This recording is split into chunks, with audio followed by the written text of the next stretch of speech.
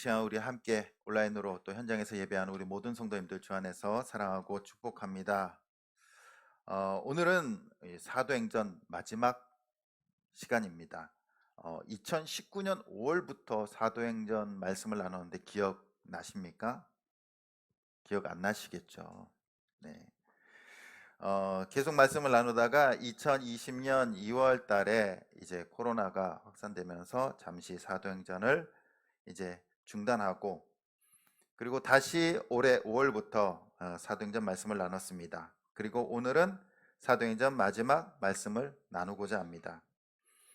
사도행전은 1장 6절에 보면 제자들이 부활하신 예수님께 이렇게 질문을 합니다. 주께서 이스라엘 나라를 회복하심이 이때입니까? 라는 질문으로 시작합니다. 제자들의 그 질문은요, 어떠한 질문입니까? 유다가 회복되는 때가 이때입니까? 그들의 마음은요, 이 유대 땅이, 유대 나라가 로마로부터 해방되어서 이제 하나님의 나라로, 정말로 예전에 다윗 왕국의 그 영광을 되찾기를 원했던 겁니다. 그런데 예수님께서는 이렇게 대답하십니다. 사도행전 1장 8절 말씀입니다. 우리 같이 한번 보도록 하겠습니다. 시작. 오직 성령이 너희에게 임하시면 너희가 권능을 받고 예루살렘과 온 유대와 사마리아와 땅끝까지 이르러 내 증인이 되리라 하시니라. 아멘.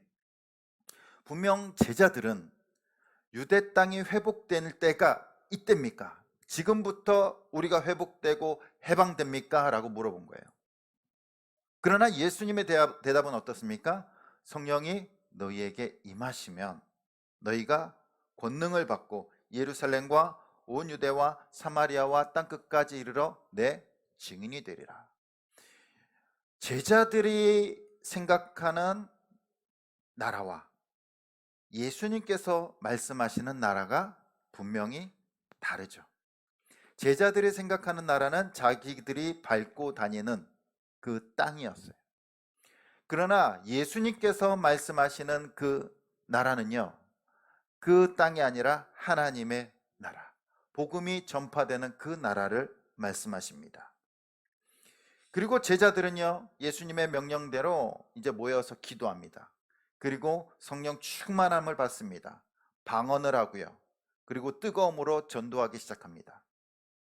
드디어 하나님께서 원하시는 나라가 이 유대 땅이 아니라 예수 그리스도의 복음으로 세워지는 하나님의 나라라는 것을 깨닫게 됩니다. 그리고 담대히 복음을 증거하고요, 3,000명이 전도되고 5,000명이 전도되는 놀라운 역사들이 일어났습니다. 그리고 하나님의 나라가 그 예수 그리스도께서 주인 되심을 전했습니다. 사도행전의 주제는요, 이 땅의 회복이 아니라 무엇이 회복입니까? 하나님의 나라가 세워지는 것이 바로 이 사도행전의 주제였습니다. 그리고 사도행전을 보면요, 제자들이, 그리고 또한 바울을 통해서 하나님의 나라가 이제 선포되고 세워지는 것을 쭉 기록하고 있습니다. 그리고 28장까지 누가에 의해서 사도행전이 기록되어집니다. 이제 마지막 시간, 사도행전 마지막 절, 마지막 사건, 이것이 우리에게 어떠한 의미를 주고 있을까요? 오늘 본문은요, 바울이 이제 드디어 로마에 도착하게 됩니다. 로마에 도착한 것은 자기의 뜻이 아니라 누구의 뜻입니까? 하나님의 계획이었어요. 사도행전 23장 11절 말씀대로 로마에서도 네가 복음을 증언하리라 라는 그 말씀이 이루어진 겁니다. 로마에 딱 도착했습니다. 그리고 로마에 도착한 바울은요, 이 자신이 혼자 살도록 배려를 받아요. 보통 이 죄수들은 감옥에 가야 되잖아요. 이제 국가가, 이제 왕국이 만들어 놓은 감옥에 가야 됩니다. 그런데 바울은요, 그 감옥에 가지 않고 사적으로 마련된 이 집에 거하게 돼요. 그래서 30절에 보면 셋집에 머물렀다라고 말합니다. 그러니까 그 월세나 뭐 이렇게 전세를 주고 머무르게 된 거예요. 근데 그 집이 뭐 오늘날 같이 그런 호화로운 집이 아니라 이제 어떤 집이었냐면 이제 헛간 같은, 이제 싸구려 헛간 같은 곳입니다. 바울만 유독 이렇게 특혜를 받는데 그 이유는 이 바울이 로마 시민이라서 이 특혜를 받은 것이 아니에요. 그것이 아니라 바울이 고소하고 상소해서 이 로마로 왔잖아요. 근데 그 죄목이 유죄를 받을 만한 제목이 아니에요. 아무리 봐도 무조건 무죄예요. 무죄. 그러다 보니까 너 어차피 풀려나갈 거 그냥 너 셋집에 그냥 머물러라. 그러면서 바울이 그곳에 머무르게 됩니다. 2년 동안. 대신 거기에는 군사들이 지켜요. 로마 군사들이 막 여러 명이 에워싼 것이 아니라 한 명 정도가 이제 교대로 바울을 지킵니다. 그리고 바울이 도망가지 않도록 이제 쇠사슬로 이게 묶어놔요. 20절에 보면은 내가 이 쇠사슬에 맨바 되었다라고 기록하고 있습니다. 죄수들은 지키고 있고 또 쇠사슬은 이렇게 묶여져 있지만 그래도 어느 정도 다른 죄인들과는 다르게 이 자유가 보장되었었습니다. 로마 정부가 바울에게 머물렀고 한 집에 들어가게 되고 그리고 사흘 후에 이제 로마에 있는 유대인들 중에 높은 사람들이 이제 바울을 방문합니다. 첫 면담이 이루어지는 거예요. 야, 유대인들 중에 바울이 왔다더라. 또 뭐 복음을 전하는 사도가 왔다더라 하면서 이제 그 로마 회당에 있던 지도자들이 이제 바울의 집으로 옵니다. 왜 이렇게 왔는지 궁금했겠죠. 그래서 바울은요 자신을 변호합니다. 내가 이렇게 온 것은 유대인의 종교 때문도 아니고 또 중범죄를 지은 것도 아니라 내가 복음을 증거하다가 말씀을 전하다가 이게 좀 트러블이 있어가지고 왔는데 나는 무죄하다. 하지만 유대인들이 나를 가만히 두려고 하지 않았기 때문에 내가 상소해서 어쩔 수 없이 로마로 왔다. 그러니까 나는 당신들한테 아무런 감정이 없다라고 얘기하는 거예요. 같은 유대인으로서 당신들한테 나는 아무런 뭐 감정도 없고 나쁜 생각도 품지 않았다. 그러니까 편하게 우리 이야기하자. 그리고 나서 이 유대인들과 이 바울과의 그 만남이 계속 이루어집니다. 지도자들과의 첫 만남 뒤에 다시 날짜를 정해서 그들이 이제 집으로 초대되어집니다. 그리고 이제 많은 사람들이 모여서 이제 바울과 이야기를 나누겠죠. 그때 바울이 무엇을 이야기를 할까요? 구약 선지자에 의해서 예언된 메시아가 왔다. 그것이 예수 그리스도다. 그러면서 하나님의 나라를 선포해요. 구약의 예언자들을 언급하면서 계속해서 그 유대 지도자들과 유대인들에게 복음을 증거합니다.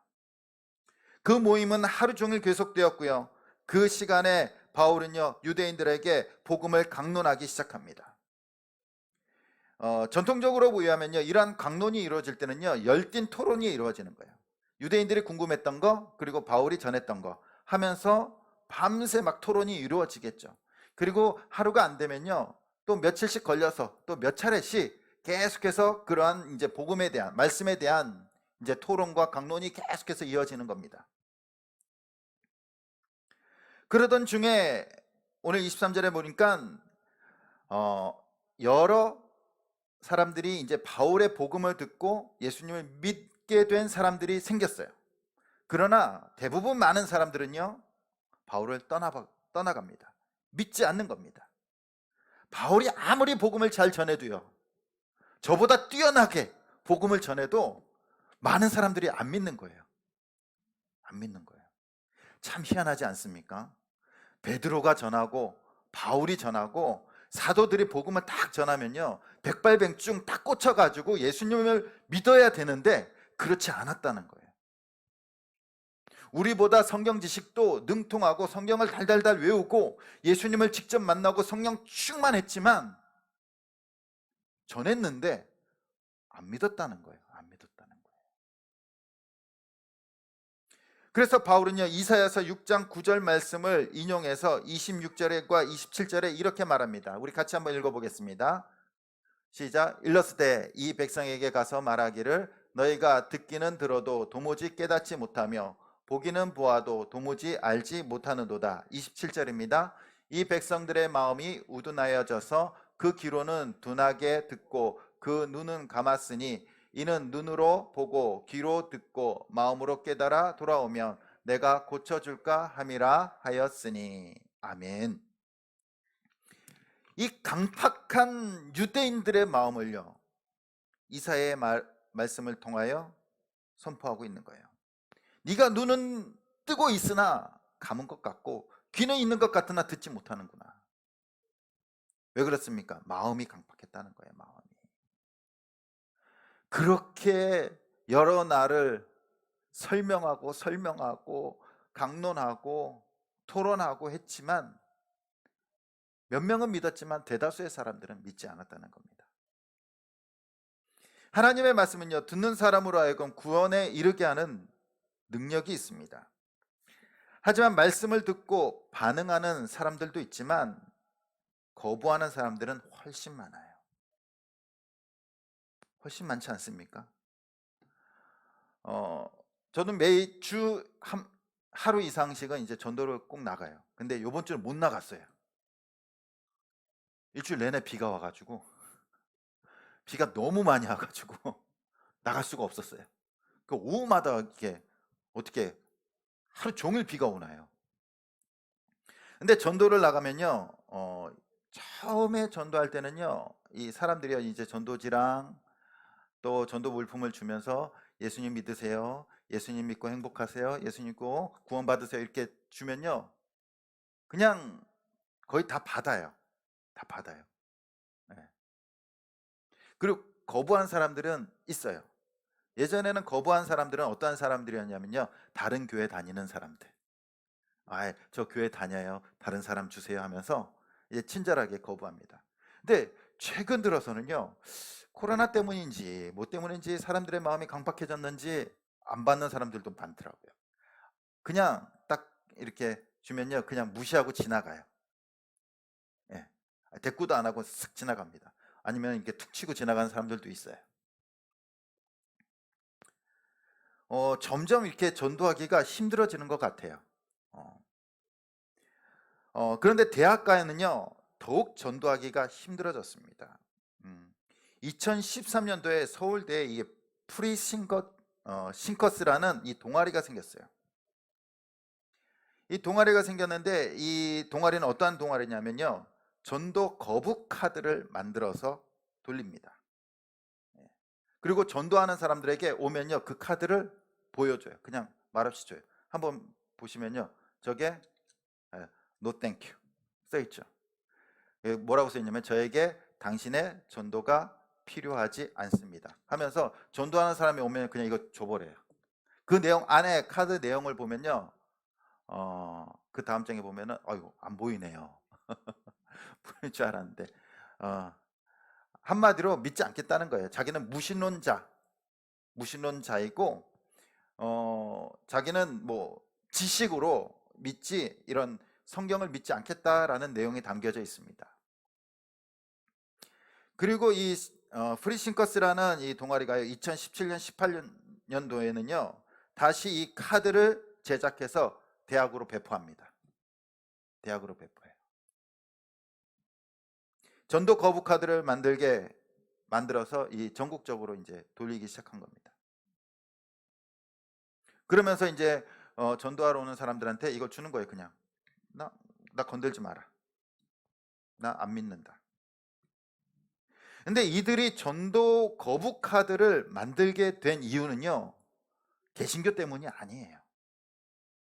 개신교 때문이. 이 서울대 중심으로 이 하나님의 교회와 대순 진리의 이단들이요, 대학가에 무분별하게 들어왔습니다. 당시. 그러니까 대학교 이게 문이 열려져 있으니까 일반인들도 막 들어오는 거예요. 그리고 포교 활동을 시작합니다. 쉽게 말하는 거 있잖아요. 도를 아십니까? 뭐 그런 것도 들어오고요. 다 들어와서 이 학생들이 지나가는 데마다 붙잡고 포교 활동을 하는 거예요. 그래서 학생들이 이제 스트레스를 너무 많이 받는 거예요. 이 포교 활동 때문에. 그래서 이 프리싱커스라는 동아리가 생기게 됐고 전도 거부 카드를 만들었습니다. 이단들 때문에 동시에 대학 캠퍼스에 있는 이제 CCC라든지 뭐 예수전도단이라든지 여러 이제 교회 동아리들도 타격을 입게 돼요. 전도를 못 하게 돼요. 어려움을 겪게 됩니다.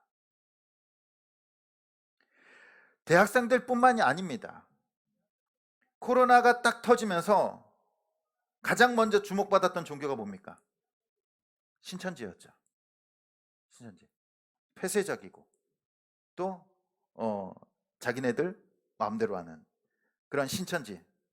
이 신천지 때문에 동시에 교회들도 타격을 입었어요. 교회 다니는 사람들 보면 다 너 신천지 아니야? 막 다 그러잖아요. 그리고 교회 이미지가 추락해 버립니다. 같이 추락해 버려요. 이번 주에는 이제 보니까 신천지 교주 이만희 씨가 수십억 횡령 협의로 유죄 판결을 받았습니다. 하지만 이 이단들이 무분별하게 활동하면서요, 교회 이미지가 타격을 입게 되었고 교회들도 전도하기 더욱더 힘들어져요. 우리 주변에도 마찬가지예요. 저도 전도하다 나가다 보면요, 가끔 여기 하나님의 교회 있잖아요. 크게 들어왔잖아요. 그런 사람들을 만납니다. 만나요. 또한 이들은요, 무분별하게 들어갑니다. 원래 이제 아파트 단지 안에는요, 들어가서 벨을 누르면 안 돼요. 벨을 누르거나 아파트 단지 들어가서 뭐 이렇게 문 열어달라고 하면요, 이 법적 조치를 취할 수 있어요. 이제 주인이. 근데 이단들은 여전히 아파트 단지 들어가서 어떻습니까? 벨 눌러대요. 계속. 그러면요, 안 믿는 사람들은요, 교회에 대해서 모르는 사람들은 어떻게 여길까요? 교회와 이단들을 동일시해 봐요. 동일시 봐요. 야, 하나님의 교회도 신천지도 교회래. 니네도 교회잖아. 그거잖아요. 똑같은 교회로 취급하는 거예요. 그러다 보니까 정말로 예수 그리스도의 복음을 들고 가기가 힘들어지고 있다는 겁니다. 세상이 점점 사람들의 마음이 개인주의가 되고 또 완악해지기도 하지만 거기에는 이단들이 한몫하고 있다는 거예요.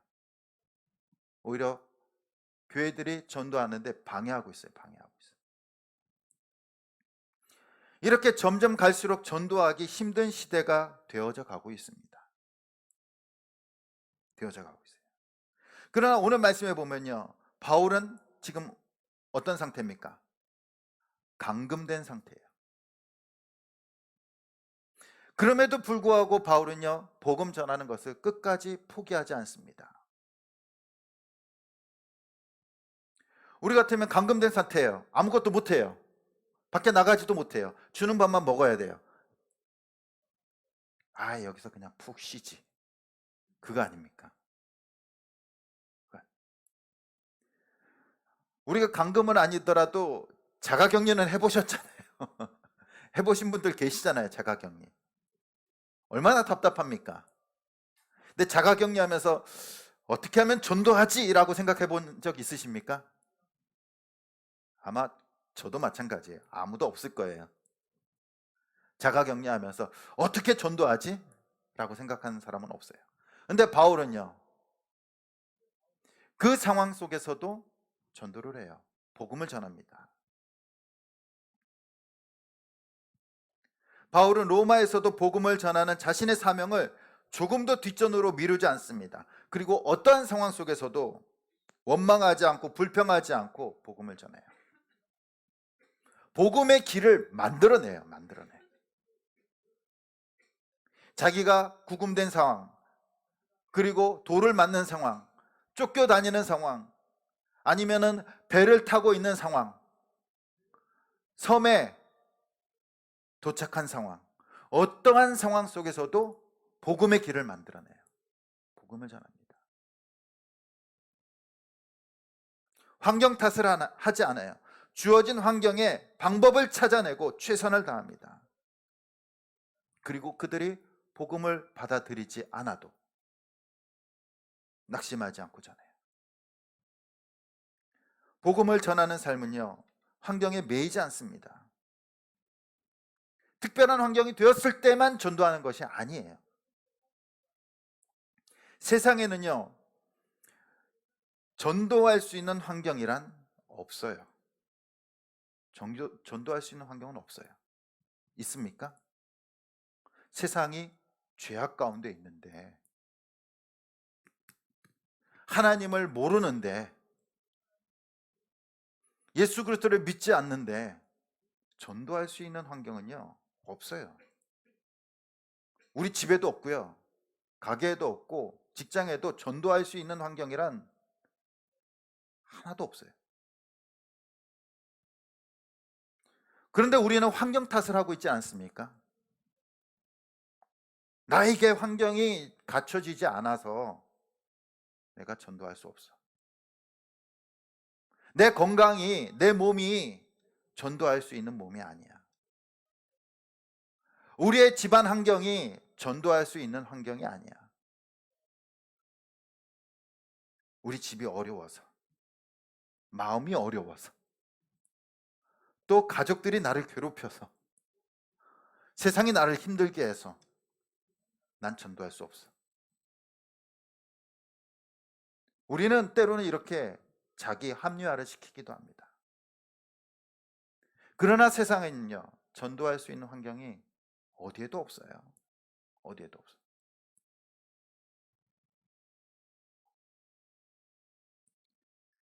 복음은요, 환경의 지배를 받지 않습니다. 복음은 그 환경에서 또 다른 길을 찾아내야 되는 거예요. 찾아내야 되는 거예요. 바울은요, 집에 갇혀 있는 상황에서도, 쇠사슬에 묶여 있는 상황에서도 그는 낙심하지 않습니다. 절망하지 않아요. 그 안에서도 복음을 전했어요. 그리고 오는 사람들한테만 복음을 전했을까요? 아니에요. 자기를 지키고 있는 로마 군인들에게도 복음을 전하지 않았을까요?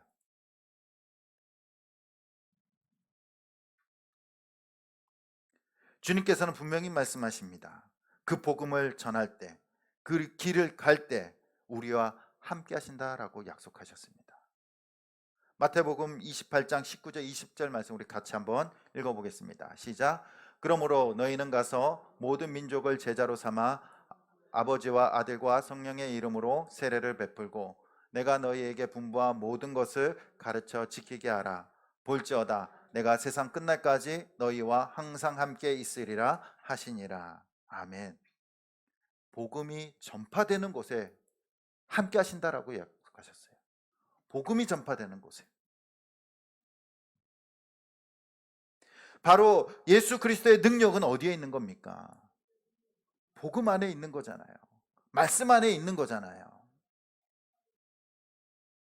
근데 우리는 날마다 기도해요. 우리 삶 가운데 주님의 능력이 나타나게 해달라고. 예수 그리스도의 능력이 우리 삶 가운데 있게 해달라고. 주님 나와 함께 해달라고 기도합니다. 그것이 우리의 매일 기도 제목 아닙니까? 그런데 아무리 기도해도 느껴지질 않아요. 주님이 함께 하는지, 주님의 능력이 내 안에 있는 건지. 왜 그럴까요? 분명히 말씀하고 계십니다. 주님이 함께하고 주님의 능력은요, 어디에 있는 겁니까? 복음을 전할 때. 복음을 전할 때. 복음을 전할 때 거기에 주님의 놀라운 구원의 능력이 나타나고요. 복음을 전할 때 예수 그리스도의 능력이 나타나는 겁니다. 그러면요, 복음을 전하지 않으면요, 예수님의 능력도 없는 거예요. 전하지 않으면. 혹시 우리의 삶 가운데 예수 그리스도의 능력이 없습니까? 그렇다면 우리가 전하고 있지 않은 겁니다. 우리가 복음을 묵상하고 복음을 전할 때 주님의 능력과 은혜가 우리의 삶 가운데 충만하게 나타날 줄 믿습니다. 우리 삶 속에 예수 그리스도가 필요하십니까? 예수 그리스도의 능력이 필요합니까? 주님과 함께하고 싶으십니까? 능력 달라고 기도하는 것이 아니라 주의 말씀에 순종해서 전하는 삶이 되시길 축복합니다. 그럴 때 주님의 능력이 나타날 줄 믿습니다. 사도 바울은요, 오늘 말씀이니까 이태 동안 2년 동안 이 새방에 살면서 복음을 증거합니다. 그리고 2년 후에요, 로마 황제 재판을 드디어 받습니다. 어떻게 됐을까요? 무죄예요, 무죄. 혐의가 풀리고 자유롭게 됩니다. 그리고 바울은 자유로운 몸으로 어디로 갔을까요? 다시 전도 여행을 떠납니다. 바울의 4차 전도 여행은 기록되어져 있지 않지만 역사적으로 그는 2, 3년 동안 자유의 몸으로 복음을 전했습니다. 그리고 64년 기원 후 64년 7월에 로마에 큰 일이 벌어집니다. 당시 황제가 네로였는데요. 네로하면 어떤 황제입니까? 약간 미친 황제죠. 약간이 아니라 제대로 미친 황제죠. 로마시를 불태워 버립니다. 로마 방화 사건이 일어납니다. 그리고 이 로마 황제는요, 공개적으로 이 방화를 그리스도인들이 저질렀다라고 선포합니다. 죄를 덮어 씌우는 거죠. 본인이 질러놓고. 그래서 로마의 대다수 시민들은요, 이제 기독교를 증오하기 시작해요. 그리고 65년 베드로와 바울이 네로 황제에 의해서 순교하게 됩니다. 베드로는 이제 십자가 처형을 받는데 어떻게 죽습니까? 거꾸로. 나는 예수님처럼 죽을 자격이 없다. 그래서 거꾸로 매달라고 해서 거꾸로 죽어요. 그리고 바울은요, 참수를 당합니다. 칼로 목베임을 당해요.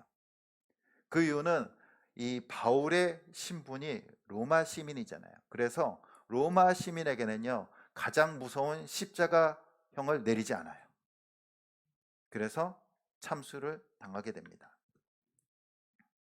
비록 제자들은요, 예수님의 제자들은 요한을 제외한 모든 제자들은 순교를 하게 됩니다. 그러나 그들은 순교했어도 복음은 여전히 우리에게 살아있는 줄 믿습니다. 중요한 것은 제자들의 행적이 아니라 복음이 어떻게 전파되었는지, 예수 그리스도의 은혜가 어떻게 우리에게 왔는지가 중요한 겁니다. 오늘 사도행전 마지막 절은요, 우리에게 미완성의 얘기를 들려줍니다. 우리 28장 31절 우리 마지막 절을 우리 같이 한번 읽어보겠습니다. 시작.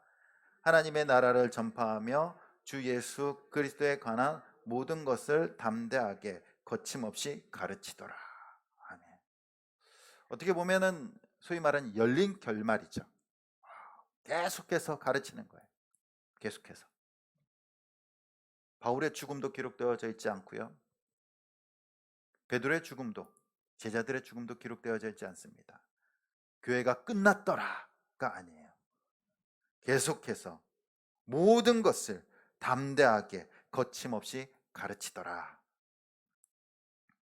사도행전 마지막 부분은 끝나지 않는 것으로 남겨놓습니다. 그 이유가 뭐냐면요, 하나님의 나라는 아직 끝나지 않았기 때문이에요. 제자들은 끝날 수 있으나 하나님의 나라는 여전히 영원하다는 것을 의미하고 있습니다.